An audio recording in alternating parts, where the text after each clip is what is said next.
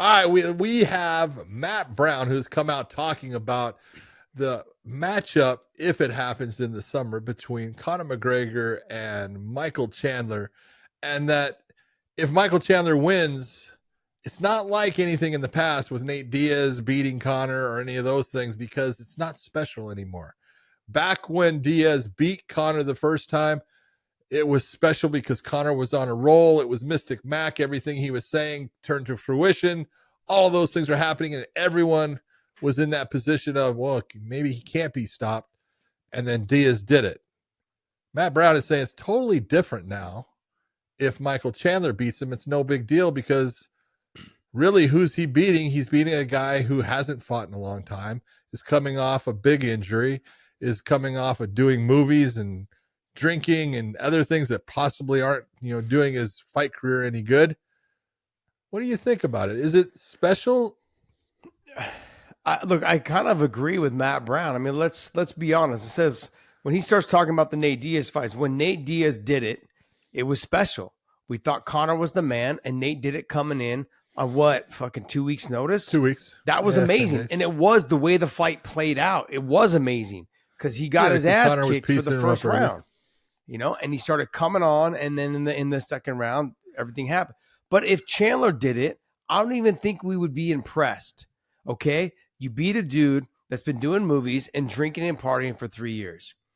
I guess where I'm at with this is there is no real red panty night. You're beating, like Matt Brown said, we're beating somebody who's coming off the couch. And now in red panty night, it means like you're getting paid more. You're getting this, you're getting that. It's the same contract. And Donald Cerrone said, I didn't get paid any more for that fight. So is it red panty night? And we have to wait, John, but let me go one step further. Will they be the main event? Have you lost your mind? I have not lost my mind. I think you have absolutely bitten off something that is making your mind right now melt. Did you just, in any fashion, say that Conor McGregor is not going to be the main event in a UFC? I don't know if it's, I don't know if it, I know that he's still at that level of main event in any card. I want to, just as simple as it gets for you, Josh, who is it that puts more eyes on the screen or more butts in the seats? I don't know if we're going to see those same amount of eyes and those same amount of butts after the 2 ways that he lost last time.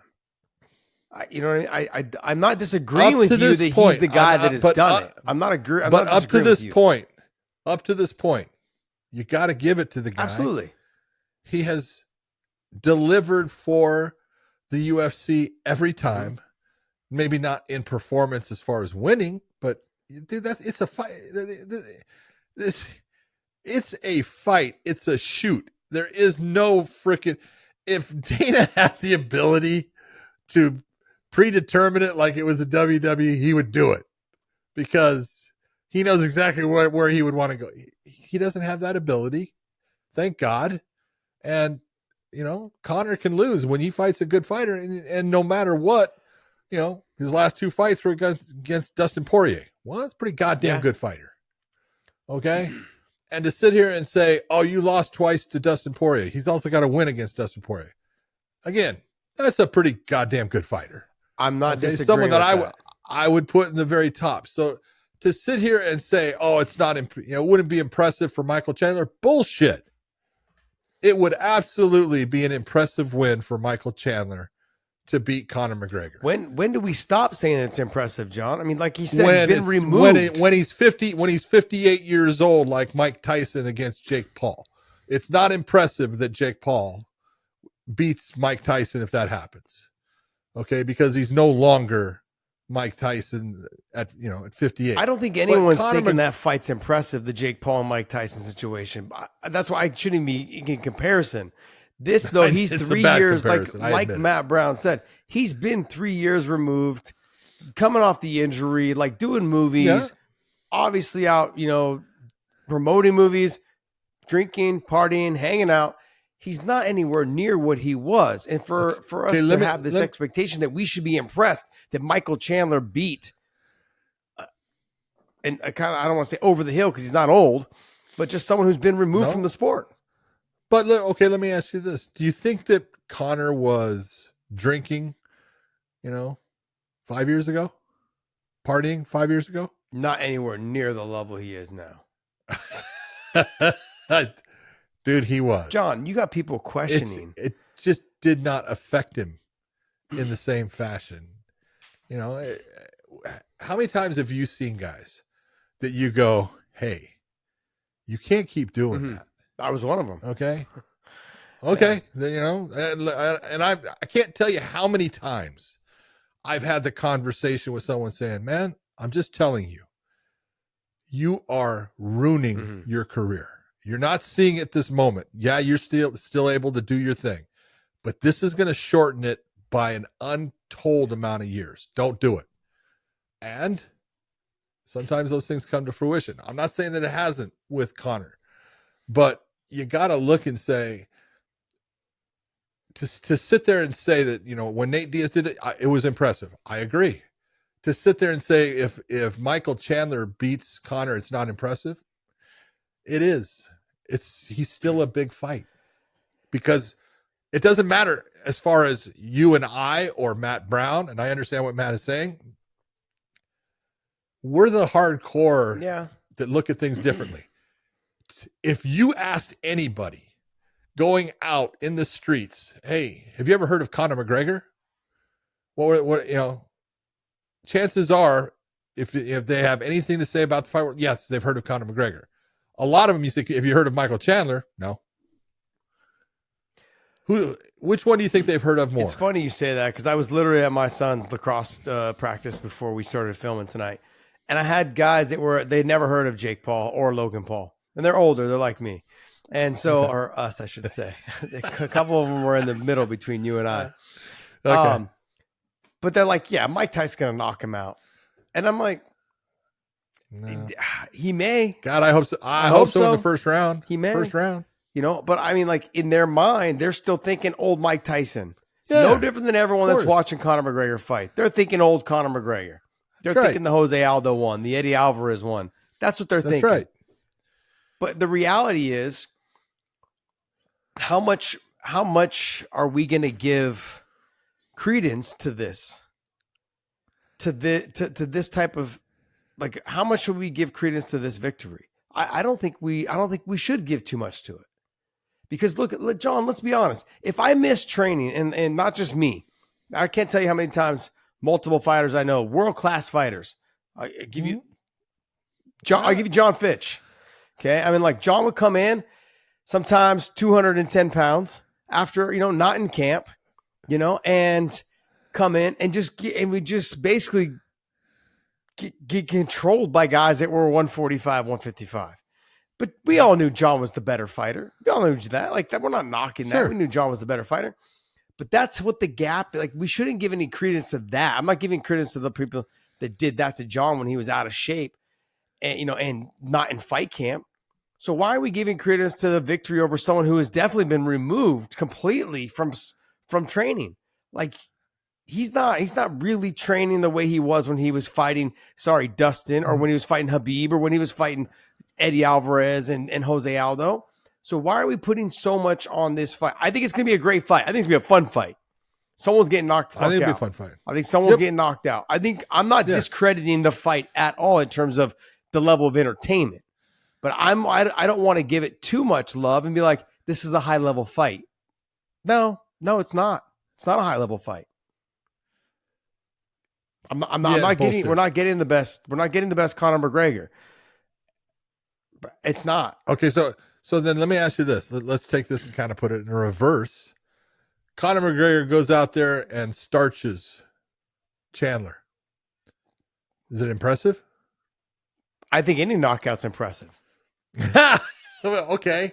So then how is it if Chandler knocks out Conor McGregor? How do you say it's not impressive? John, anyone can get knocked out. Exactly. That doesn't mean that that was an impressive, like, performance in terms of, like, that it's that next level of, like, these are the two best guys, or two of the best guys. I didn't say anything about the two best guys. That's all I'm talking about, John. I'm not talking. No, you can't sit there and say they're the two best guys, because that's just, we know that's not true. Okay, so then I should say that why are the two of them are not operating on the same playing field? That's what I guess I'm trying to get at. One is not really in this full time. So I'm not getting the best performance out of that fighter. Okay. If I was to say, hey, let's give him a full 6 months to train and get ready for Chandler, I'd be way more pumped for it. All right, so hold on. So they're supposed to fight somewhere June 29th. Okay, somewhere in the summer, right? We'll say it's close to March 29th right now, okay? It's days away. Okay, so we have April, May, June, 3 months. So he's back in training for those. He knows he's back in training right now. You're going to say shot fighter. I'm going to say that it wouldn't be the same level that we would have got had he had a full 6 months of, hey, he's in. John, let's be honest. I've been through the drinking. I've been through the being out partying late at night. I've been through all that. And my levels, and not just me, I've seen my closest friends, the same thing happen to them. And I've had my friends sit me down and tell me, and then I've sat them down and told them, stay out of the club until 4 a.m. Even if you're not drinking, it still ruins what you're doing. And obviously from the interviews, we can see that he's drinking. He's got drinks in his hand. So there's that. There's no way in a 3-month period we're going to get him to a level to compete with someone who's ranked in the top 6. Do you think, okay, let me ask you this. At 6 months, mm-hmm. Do you honestly think you're going to see the Conor McGregor I'm not trying to see Eddie Alvarez? I'm not trying to see the one that fought Eddie Alvarez. I don't think he needs to be that good to beat Michael Chandler. He doesn't have to be that good. I don't think so. I think, but he'll never be that good. I don't think he ever will either. And I'm okay with saying that.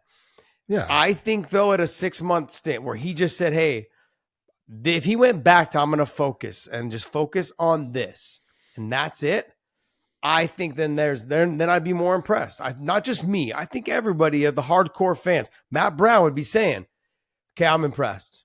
I think I would be more impressed with knowing the dedication, the time being put in. But I'm sorry, you can't take someone who's been removed, coming off of the nasty injury that he's coming off of, and also compound that with the drinking, the partying, the clubbing, all the whatever it is, the traveling all around. It does have an effect on your body.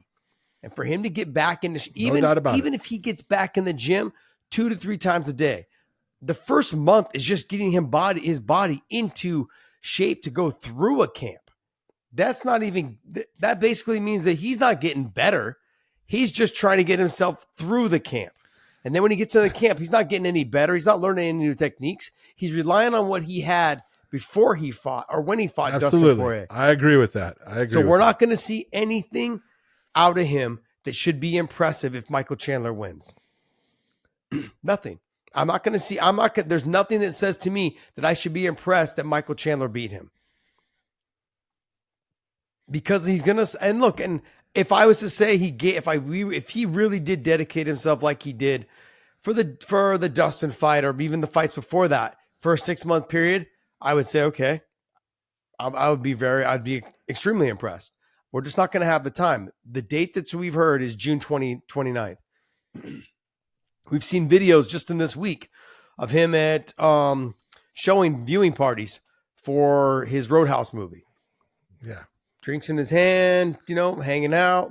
And I'm not knocking it. It is what it is. Agree. But let's schedule that fight out then further so we get a full 5 months, 6 months. I guess then I would say I'd probably be more impressed. And I'd probably be, but as of right now, I'm on the Matt Brown train. We'll see what happens. But in the end, I think it's going to be good just to see him back in the cage. You can't get away with that. You can't. You got to give me a prediction. Give me a prediction right now. Who's going to win? Prediction. Conor McGregor is going to win the fight. Really? Yeah. Let me ask you this. Is it because Michael Chandler does not fight smart? Yes. Will Michael Chandler wrestle? Being honest. No, he will not. I look at it that, as simple as it gets. I'm not saying that Michael Chandler can't knock him out. He could knock out anybody who's got power. But getting it on target, Michael Chandler does not control range half as well as Conor McGregor. And even a Conor that has been off doing things that, aren't sufficient in keeping him as good or even close to what he once was. He's still going to be way better at controlling that range. So if Michael Chandler does not use his stand-up to get into taking him down or working to take him down, not going to be a good fight for him. I think the one thing that's going to keep Conor in the fight is that even though he's coming up off of his knockout loss or his leg finish loss to Dustin, but he also got finished in the first fight, is that he still has a really good chin. Yeah. I mean, he took those shots that he took from Dustin, they were nasty. There was a lot of them. It took about 4 or 5 shots to put him down. Whereas you look at Saint Denis, he got knocked the fuck out, you know, and Dustin hit him with 2 to 3 shots. Like there's a big difference, and Conor still has a good chin. And maybe I don't know how much the effect will have from the partying and the drinking as he's getting a little bit older, and we are now removed from that time. But I know that Chandler possesses the power. But does he have enough to put it together? He's a one-punch power shot kind of guy with a little bit of maybe one follow-up. But can he hit Conor cleanly enough to get him down? Because like you said, Conor's good at keeping the distance and the range. He's very good at controlling range. My last thing on the Conor thing. Give me the over-under. 30 seconds on a kick? 1 minute on a kick? How long until he uses that leg to kick? I think you're going to see him using that leg right away, just not in the form that people are going to think. He's going to be, doing push kicks up the middle with it. I don't know how much he's going to be going after low calf kicks and things like that with it. I think it's going to hurt. But we know that the kryptonite for Conor, or not Conor, but Michael Chandler is what? The calf kick. Dude, go after that calf kick right away. All right. Well, I guess we're going to find out come, I believe, June 29th.